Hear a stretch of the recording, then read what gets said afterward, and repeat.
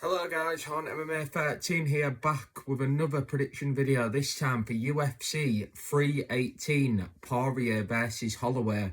Now, when you know it's a good fight night or slash pay-per-view card, when you don't have to do any research and you're not thinking, oh, that guy, what's he been up to recently?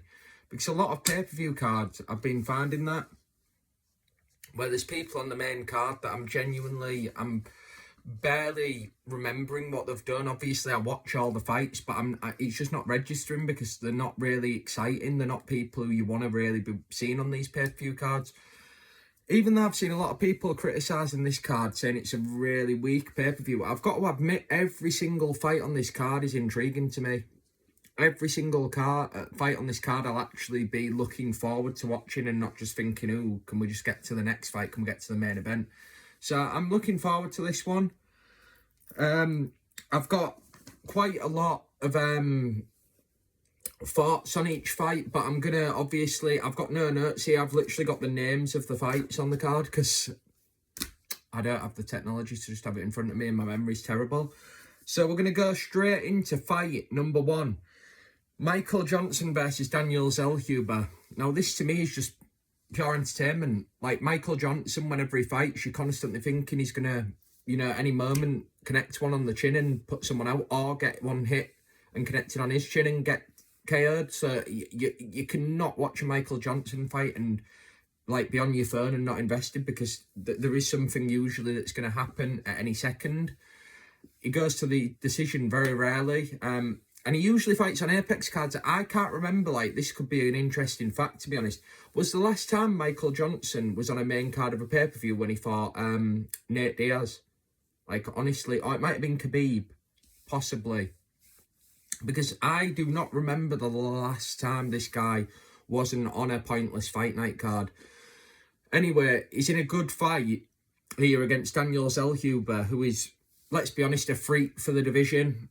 Unbelievably lengthy, really crisp striking, uses his range, very rarely throws. I mean, to be honest, I was about to say very rarely throws any wild shots, but his fight of the year contender last year at UFC Notch, he went a bit wild in that fight against Ribeiro. So I mean, he can really So he can throw some crazy shots. When he's in the mood to have a brawl, he can get down and throw hands with people.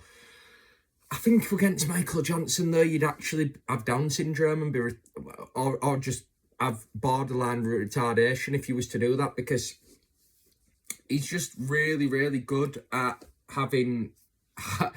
Michael Johnson's one of them fighters where it's 50-50 once you get in a fight with him. Like, he has a shit chin, but he has that nuclear power that he can knock you out. I don't think a young guy like Zellhuber should... I wouldn't even say 9 times out of 10. 10 times out of 10 should win this fight if it's just on... If this fight went to the decision 10 times Daniel Zellhuber's winning this fight. He's got every single attribute. He's the cleaner striker. He's the lengthier guy. He's got the better kicks. He's got the better speed. Like, there is no way in this fight that he should lose. So I don't think he's going to have one of those performances where he just goes all out. I do think even though he's on a pay-per-view main card, and usually fighters who don't always get the opportunity like to show out, I think he's going to actually play it quite safe here and be a bit boring. I think he's going to get a decision victory. I think Michael Johnson's going to be, moving into that range, the void, as Demetrius Johnson seems to always call it. And he's just going to be getting his fucking head pinged backwards with jabs. He's going to be getting hit with sneaky uppercuts. He's going to be getting kneed to the body in the clinch. I think Michael Johnson's going to get pretty beat up in this fight. But he's a tough guy unless you hit that off switch. He can be durable. Just a shame about the chin. But he has had a long career. His chin wasn't always that bad. So I think Zellhuber's going to get the decision. I really hope they give Johnson a retirement fight against King Green at some point in the future. I think that's the perfect send-off for both guys. I think it should be a retirement fight for both. And in that fight, I wouldn't know who to pick, to be honest with you. King Green's absolutely done after getting his head taken off by Rufy and then getting his arm decapitated by Paddy. I mean, he's not really looked good in recent times. So I think Green's going to get, one last opportunity in a Legends fight. And I think Michael Johnson should be that fight. But I think he's going to get beat Johnson in this one pretty comfortably by decision. I actually do think it'll be a rare 30-27. You very rarely see me giving those out. There's usually a round in between where it can be close, but I think this one's going to be just a shutout 30-27 for Daniel Zellhuber. And I think it'll be the most boring fight on the card. But it's intriguing, and you'll be glued to the screen because you know anything can happen in a fight with Johnson. He's either going to get chinned or not. But in this case, it's going to be one of the rare times you probably could have just gone on your phone because it's just going to be a boring decision. Anyway, moving on to fight number 2 on the main card. Dan Ige versus Patricio Pitbull Poirier. I'm calling him by his government name.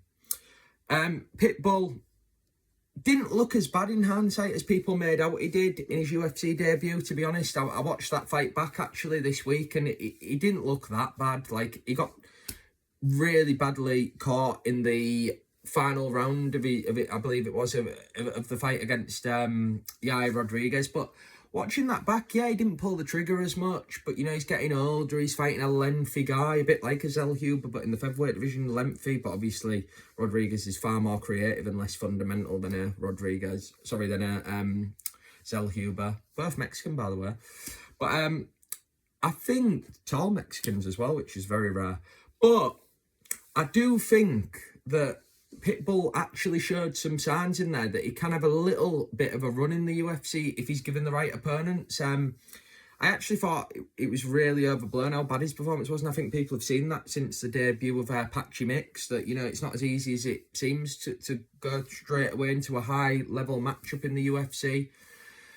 And yeah, I think he's going to really have a good shot here at beating Dan Ige, and the reason why is because these two guys are just so well matched up, and it just comes down to who he's got the better game plan, whereas I felt like Pitbull was just really under-equipped to beat a Yair Rodriguez in the first place. Like, I never saw his route to victory there, whereas in this fight against Dan Ige, I actually can see Dan Ige getting frustrated in there because Pitbull is tough, as we saw that shot that Rodriguez caught him with. He managed to recover from that. That was amazing, especially at his age, all the wars he's been in.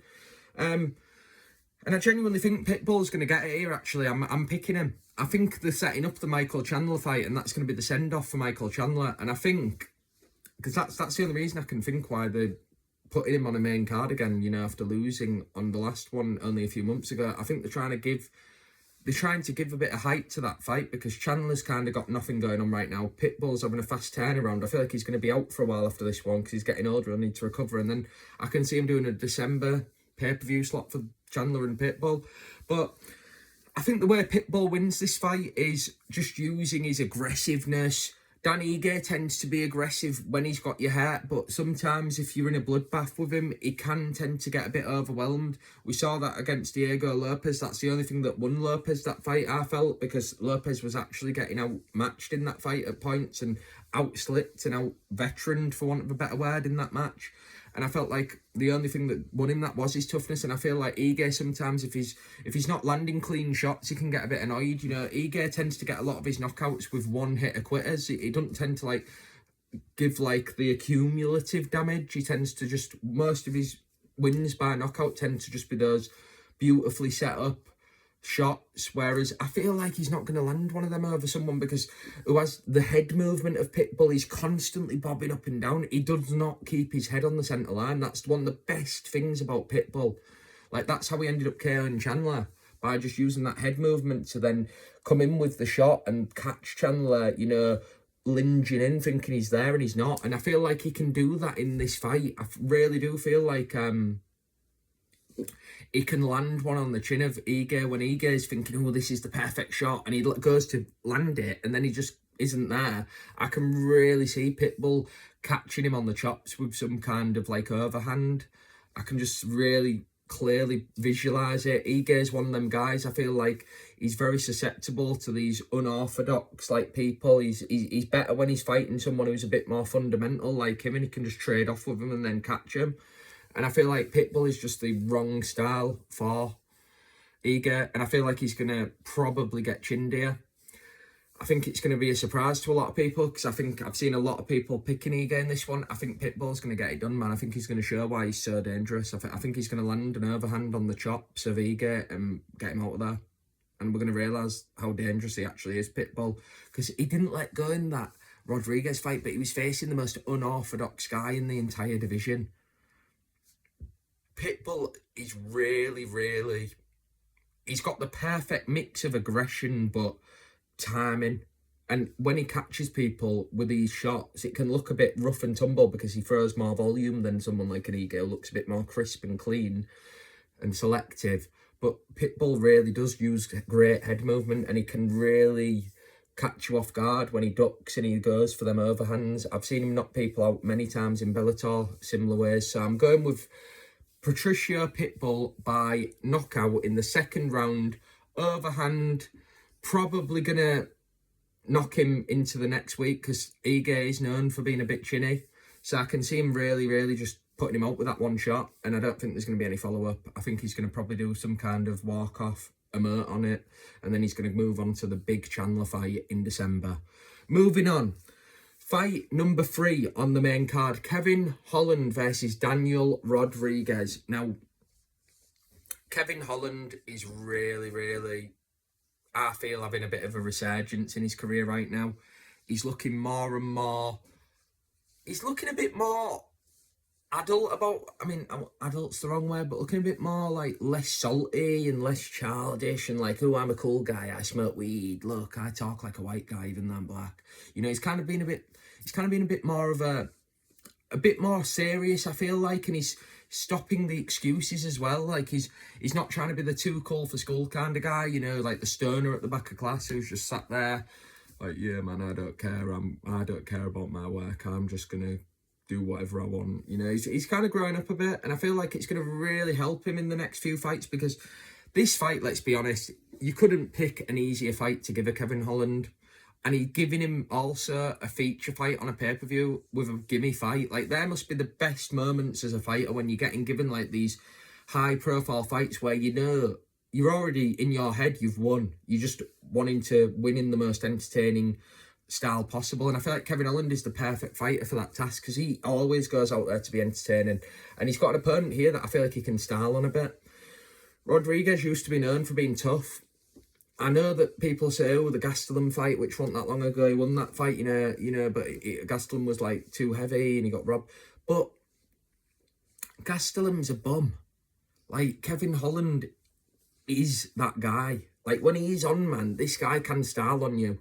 Like, I'll never forget, it wasn't even that long ago, to be fair, not impressive, but I will never forget when he was fighting Ponzinibbio, and he was in there and he was landing these beautiful jabs, but then he was like talking in between. I remember at one point he went, do you smell weed in here, bro? And he was trying to be like, you know, funny and that, but it was the relaxed fluidity that I saw that makes me think these are like the fighters you look at and think these have got that extra, like they can perform under pressure. And Ponzinibbio back then actually wasn't that washed. Like, that was probably the first time I actually started thinking he was washed. And yeah, I think Kevin Holland's gonna get it here. I think he's gonna style on Daniel Rodriguez. I think he is gonna get a finish, but I see it coming actually, funnily enough, by sub. I think Kevin Holland's probably going to get his back at some point. He's going to start throwing the pitter-patter shots around the back of the head. Then I feel like Rodriguez is going to try and turn. And I feel like at that point, I can really see him getting caught in a triangle. Like, this is my, like, specific prediction for this fight.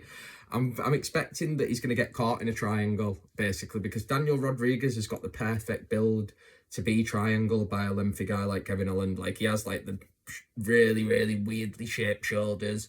The real weird neck that's kind of like quite long for a guy that's so broad. And I can just see him getting triangled, man. I really can see him getting triangled and put out in the second, probably similar to the last fight. He's just going to be getting pretty comfortably outstruck by the more slick, but also just the lengthier, physically advantaged guy in there. Like, it's as simple as that. Sometimes the guy with the physical advantages you've got to pick. But I think most people, if they were going to pick Holland to get a finish here, are going to be going for a straight knockout. But Daniel Rodriguez has got that Mexican granite chin, man. And Kevin Holland, he likes a submission. Like, he does like to, you know, get them because it makes him feel like he's kind of sunned you a bit. He's kind of one of those typical, like, chip on the shoulder guys who likes to, like, prove a point, and I feel like he's really going to go in there and try and do something a bit unique, and a triangle against an opponent who we can kind of style on a bit. I can see him really trying to pick his poison and actually decide to go to the ground and get some kind of submission that people will be talking about. So I'm going with a submission in the second for Kevin Holland. I'm going to go specifically for a triangle. I could see a rear naked choke as well, but I've just got a feeling Rodriguez, he kind of does try to get back to his feet when he's in a bad position, whereas some fighters will just try and defend themselves. And I can just see him trying to try and outpower Holland, and then him getting his arm caught in some kind of triangle, and then just getting wrapped up, and from there getting put out.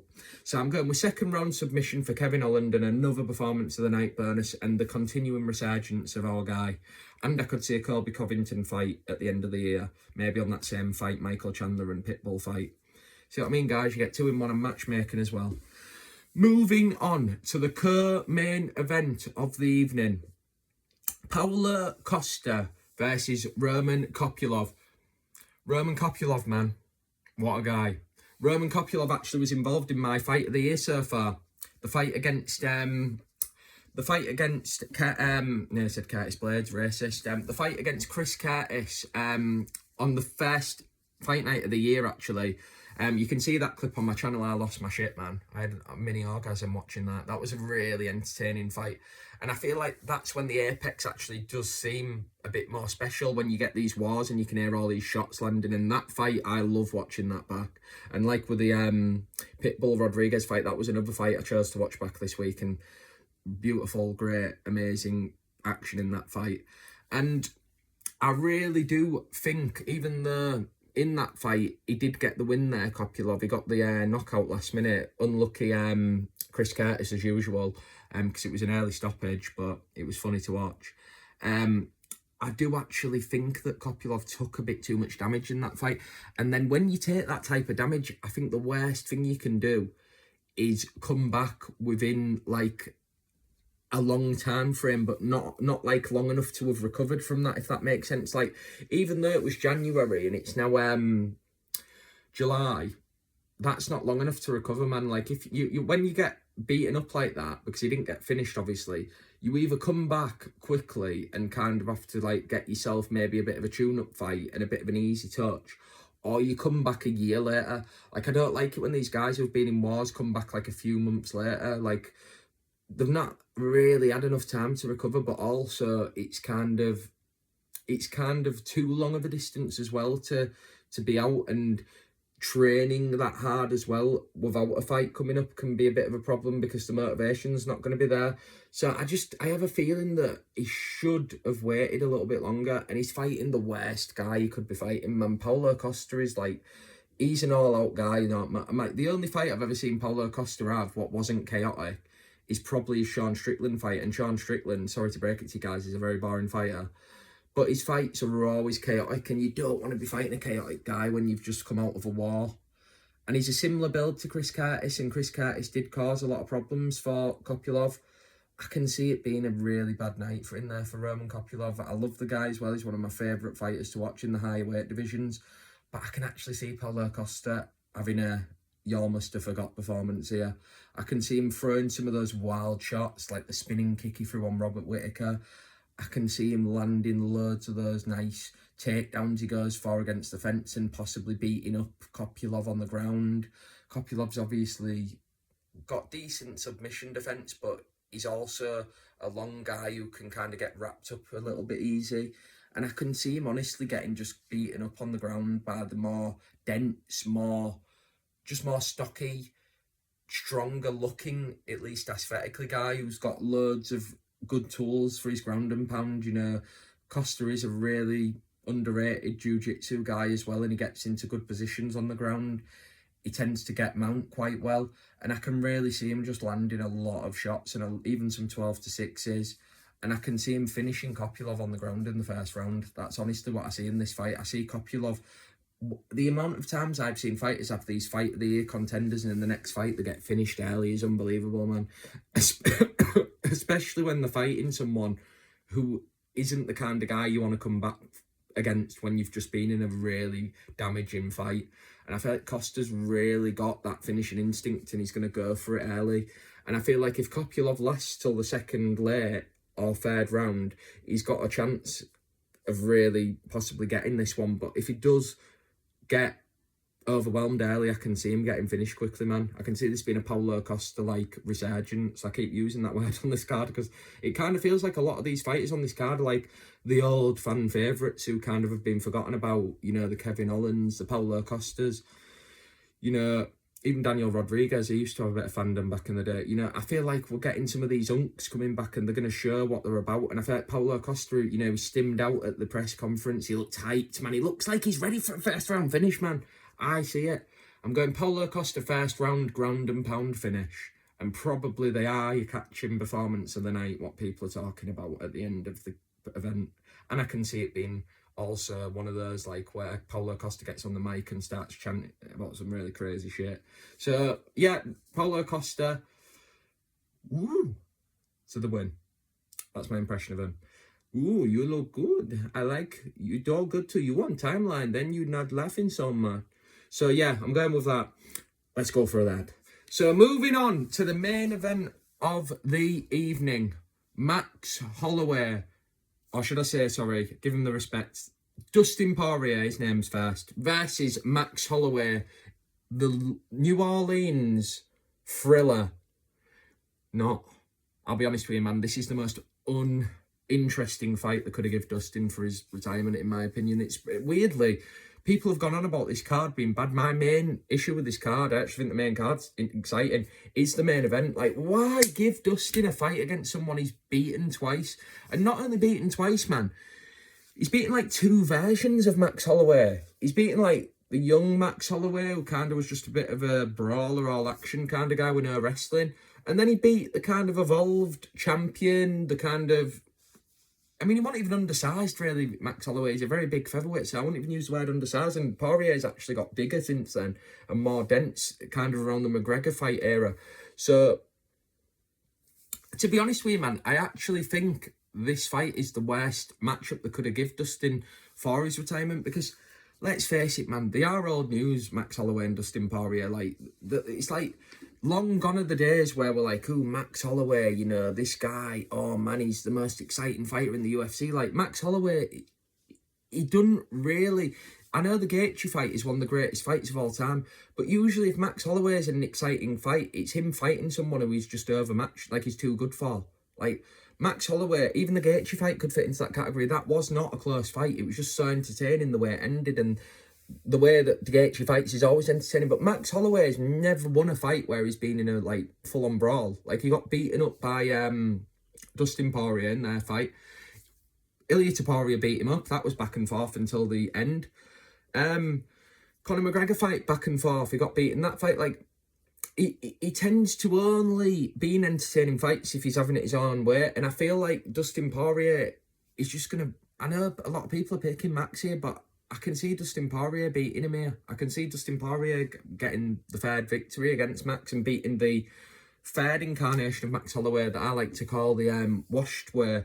So I don't really want to see that. And I'm going to, I think, I like Max Holloway. I'm not shitting on him. It's just that I really don't think this is the fight. It should have been Dustin Poirier versus Paddy Pimblett. It should have been Dustin Poirier versus, not Ilya Poirier, he'd probably get murdered. It should have been Dustin Poirier versus one of the exciting up-and-comers. You know, I'm not going to say Roofy, he's not big enough for name, but I don't know. Dustin Poirier versus fucking Arman Tsarukyan would even be more entertaining than this to me. Like, Dustin Poirier versus Rafael Fiziev would have been more entertaining for me. I loved that last performance from Fiziev, man. He's becoming one of my favourite fighters again. I've missed the guy.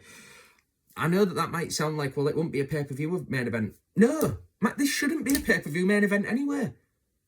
Like, it's only a pay-per-view main event because it's in his hometown and it's his retirement fight. But who gets a pay-per-view main event just because it's the retirement fight? Dustin Poirier's never held a belt. I hate to break it to you.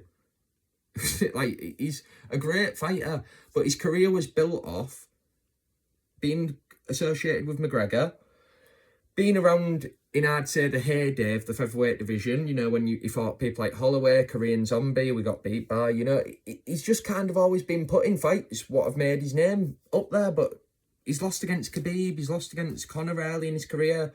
His 2 wins against Conor are his best 2 wins in his entire career. because his other best wins are a fight against Dan Hooker, who literally, you know, is just a brawler who's been beat by many people in that type of fight where it's just an all-out war. He's been beaten by, who else has beaten him? There's a long list. Korean Zombie, as I've said.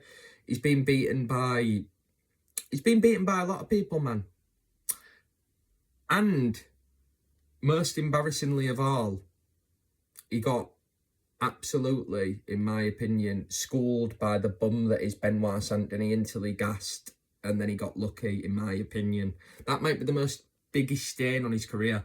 But I'm not going in. It sounds like I'm going in on the unks here. I'm a fan of both guys, but UFC's changed, man, and these two are not the best two people in the division. They're not the best two people, even at their age. I'd probably say Gaethje's got more left in him at the moment than these two guys. I think Paddy Pimblett had beat the shit out of both these guys. I think Poirier, well, we know he'd made a Max Holloway. God, let's not bring that up again.